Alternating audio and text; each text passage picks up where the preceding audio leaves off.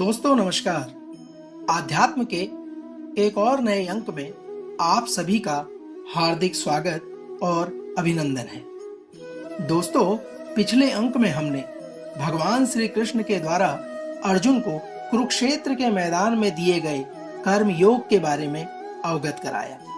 आज के इस अंक में हम भगवान श्री कृष्ण के मुखार बिंदु से निकले चौथे अध्याय का श्रवण करेंगे।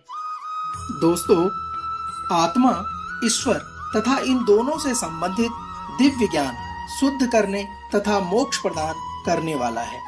ऐसा ज्ञान कर्म योग का फल है।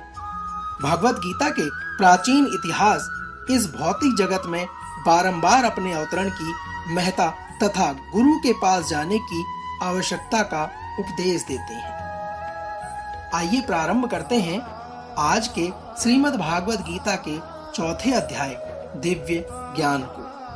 भगवान श्री कृष्ण अर्जुन से कहते हैं कि मैंने इस अमर योग विद्या का उपदेश सूर्यदेव विवस्वान को दिया और विवस्वान ने मनुष्यों के पिता मनु को यह उपदेश दिया और मनु ने इसका उपदेश इक्ष्वाकु को दिया। कृष्ण कहते हैं, इस प्रकार यह परम विज्ञान गुरु परंपरा द्वारा प्राप्त किया गया और राज ऋषियों ने इस विधि से इसे समझा, किंतु काल क्रम में यह परंपरा छिन्न हो गई। अतः यह विज्ञान यथारूप में लुप्त हो गया लगता है।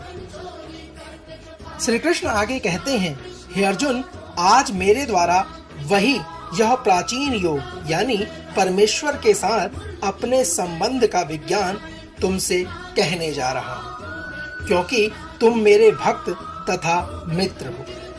अतः तुम इस विज्ञान के दिव्य रहस्य को समझ सकते हो। अर्जुन कहते हैं, हे माधव, सूर्यदेव विवस्वान आपसे पहले हो चुके हैं, यानी वो तो ज्येष्ठ हैं। तो फिर मैं कैसे समझूं कि प्रारंभ में भी आपने उन्हें इस विद्या का उपदेश दिया था। श्री भगवान कहते हैं, तुम्हारे तथा मेरे अनेकोनेक जन्म हो चुके हैं। मुझे तो उन सब का स्मरण है, किंतु हे परंतप, तुम्हें उनका स्मरण नहीं रह सकता। यद्यपि मैं अजन्मा तथा अविनाशी हूँ और मैं समस्त जीवों का स्वामी हूँ, तो भी प्रत्येक युग में मैं अपने आदि दिव्य रूप में प्रकट होता हूँ। कृष्ण कहते हैं, हे भरतवंशी, जब भी और जहां भी धर्म का पतन होता है और अधर्म की प्रधानता होने लगती है, तब तब मैं अवतार लेता हूं। कृष्ण कहते हैं, हे अर्जुन, भक्तों का उद्धार करने तथा दुष्टों का विनाश करने और धर्म की फिर से स्थापना करने के लिए मैं हर युग में प्रकट होता हूं। हे अर्जुन, जो मेरे अविभार्व तथा कर्मों की दिव्य प्रकृति को जानता है, वह इस शरीर को छोड़ने पर इस भौतिक संसार में पुनः जन्म नहीं लेता, अपितु मेरे सनातन धाम को प्राप्त होता है। दोस्तों, कृष्ण यहाँ पर कहना चाहते हैं कि जो मनुष्य दिव्य प्रकृति को जानता है, जो मनुष्य आत्मा की सत्यता को जान लेता है और जो मनुष्य अपनी इंद्रियों को वश में कर लेता है, वह इस शरीर को छोड़ने पर भौतिक संसार यानी इस संसार में जन्म नहीं लेता, वह भगवान को प्राप्त हो जाता है। कृष्ण कहते हैं, आसक्ति, भय तथा क्रोध से मुक्त होकर मुझ में पूर्णतः तन्मय होकर और मेरी शरण में आकर बहुत से व्यक्ति भूतकाल में मेरे ज्ञान से पवित्र हो चुके हैं। इस प्रकार से उन सबों ने मेरे प्रति दिव्य प्रेम को प्राप्त किया है। कृष्ण कहते हैं, जिस भाव से सारे लोग मेरी शरण ग्रहण करते हैं, उसी के अनुरूप मैं उन्हें फल देता हूँ। हे पार्थ, प्रत्येक व्यक्ति सभी प्रकार से मेरे पथ का अनुगमन करता है। दोस्तों, श्री कृष्ण ये कह रहे हैं कि जैसा मनुष्य का कर्म होगा, उसी प्रकार के फल उसको मिलना संभव है। यदि आप अच्छे कर्म करते हैं तो आपको फल भी अच्छा ही मिलेगा, किंतु यदि आप बुरे कर्म करते हैं तो उसका परिणाम बुरा ही होगा। श्री कृष्ण आगे कहते हैं, इस संसार में मनुष्य सकाम कर्मों से सिद्धि चाहते हैं, फलस्वरूप वे देवताओं की पूजा करते हैं और निसंदेह इस संसार में मनुष्यों को सकाम कर्म का फल शीघ्र प्राप्त होता है। भगवान श्री कृष्ण आगे कहते हैं कि प्रकृति के तीनों गुणों और उनसे समृद्ध कर्म के अनुसार मेरे द्वारा मानव समाज के 4 विभाग रचे गए हैं। यद्यपि मैं इस व्यवस्था का सृष्टा हूं, किंतु तुम यह जान लो कि मैं इतने पर भी अव्यय अकर्ता हूं। मुझ पर किसी कर्म का प्रभाव नहीं पड़ता, ना ही मैं कर्म फल की कामना करता हूं। जो मेरे संबंध में इस सत्य को जानता है वह भी कर्मों के फल के पास में नहीं बनता। श्री कृष्ण आगे कहते हैं कि प्राचीन काल में समस्त मुक्त आत्माओं ने मेरी दिव्य प्रकृति को जान करके ही कर्म किया, अतः तुम्हें चाहिए कि उनके पद चिन्हों का अनुसरण करते हुए अपने कर्तव्य का पालन करो। कर्म क्या है और अकर्म क्या है, इसे निश्चित करने में बुद्धिमान व्यक्ति भी मोहग्रस्त हो जाते हैं। अतः मैं तुमको बताऊंगा कि कर्म क्या है, जिसे जानकर तुम सारे अशुभ से मुक्त हो जाओगे। कृष्ण कहते हैं, कर्म की बारीकियों को समझना अत्यंत कठिन है, अतः मनुष्य को चाहिए कि वह यह ठीक से जाने कि कर्म क्या है, विकर्म क्या है और अकर्म क्या है। श्री कृष्ण कहते हैं, जो मनुष्य कर्म और अकर्म में कर्म देखता है वह सभी मनुष्यों में बुद्धिमान है और सब प्रकार के कर्मों में रहकर भी दिव्य स्थिति में रहता है। श्री कृष्ण अर्जुन से आगे कहते हैं कि जिस व्यक्ति का प्रत्येक प्रयास इंद्रिय तृप्ति की कामना से रहित रहता है उसे पूर्ण ज्ञानी समझा जाता है। उसे ही साधु पुरुष ऐसा करता कहते हैं, जिसने पूर्ण ज्ञान की अग्नि से कर्म फलों को भस्मसात कर दिया है। हे अर्जुन, अपने कर्म फलों की सारी आसक्ति को त्याग कर सदैव संतुष्ट तथा स्वतंत्र रहकर वह सभी प्रकार के कार्यों में व्यस्त रहकर भी कोई सकाम कर्म नहीं कर सकता। कृष्ण कहते हैं, ऐसा ज्ञानी पुरुष पूर्ण रूप से संयमित मन तथा बुद्धि से कार्य करता है, अपनी संपत्ति के सारे स्वामित्व को त्याग देता है और केवल शरीर निर्वाह के लिए कार्य करता है। इस तरह कार्य करता हुआ वह पाप रूपी फलों से प्रभावित नहीं होता। श्री कृष्ण आगे कहते हैं, जो स्वतः होने वाले लाभ से संतुष्ट रहता है, जो द्वंद्वों से मुक्त है और ईर्ष्या नहीं करता, जो सफलता तथा असफलता दोनों में स्थिर रहता है, वह कर्म करता है और कभी नहीं बंधता। ऐसा ही व्यक्ति सर्व कर्म संपन्न होता है। जो पुरुष प्रकृति के गुणों के प्रति अनासक्त है और जो दिव्य ज्ञान में पूर्णतया स्थित है, उसके सारे कर्म ब्रह्मा में लीन हो जाते हैं।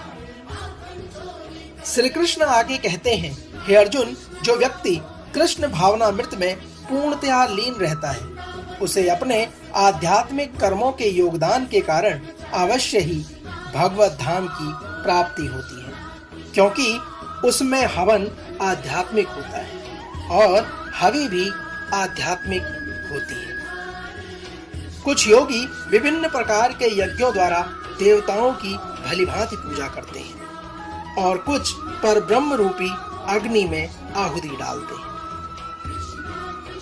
श्री कृष्ण आगे कहते हैं, इनमें से कुछ विशुद्ध ब्रह्मचारी श्रवणादि क्रियाओं तथा इंद्रियों को मन की नियंत्रण रूपी अग्नि में स्वाहा कर देते हैं, तो दूसरे लोग नियमित गृहस्थ इंद्रिय विषयों को इंद्रियों की अग्नि में स्वाहा कर देते हैं। कृष्ण आगे कहते हैं, वो दूसरे मनुष्य जो मन तथा इंद्रियों को वश में करके आत्म साक्षात्कार करना चाहते हैं, संपूर्ण इंद्रियों तथा प्राणवायु के कार्यों को संयमित मन रूपी अग्नि में आहुत कर देते हैं। कृष्ण कहते हैं, कठोर व्रत अंगीकार करने कुछ लोग अपनी संपत्ति का त्याग कर देते हैं, कुछ कठिन तपस्या द्वारा, कुछ अष्टांग योग पद्धति के अभ्यास द्वारा अथवा दिव्य ज्ञान में उन्नति करने के लिए वेदों के अध्ययन द्वारा प्रबुद्ध बनते हैं। श्री कृष्ण कहते हैं, हे अर्जुन, कुछ अन्य लोग भी हैं जो समाधि में रहने के लिए श्वास को रोक लेते हैं। वे अपने में प्राण को और प्राण में अपने को रोकने का अभ्यास करते हैं और अंत में प्राण अपान को रोककर समाधि में रहते हैं। अन्य योगी कम भोजन करके प्राण की प्राण में ही आहुति दे देते हैं। ये सभी यज्ञ करने वाले यज्ञों का अर्थ जानने के कारण पाप कर्मों से मुक्त हो जाते हैं और यज्ञों के फल रूपी अमृत को चखकर परम दिव्य आकाश की ओर बढ़ते चले जाते हैं। भगवान श्री कृष्ण आगे कहते हैं, हे कुरुश्रेष्ठ, जब यज्ञ के बिना मनुष्य इस लोक में या इस जीवन में ही सुखपूर्वक नहीं रह सकता, तो फिर अगले जन्म में कैसे रह सकेगा।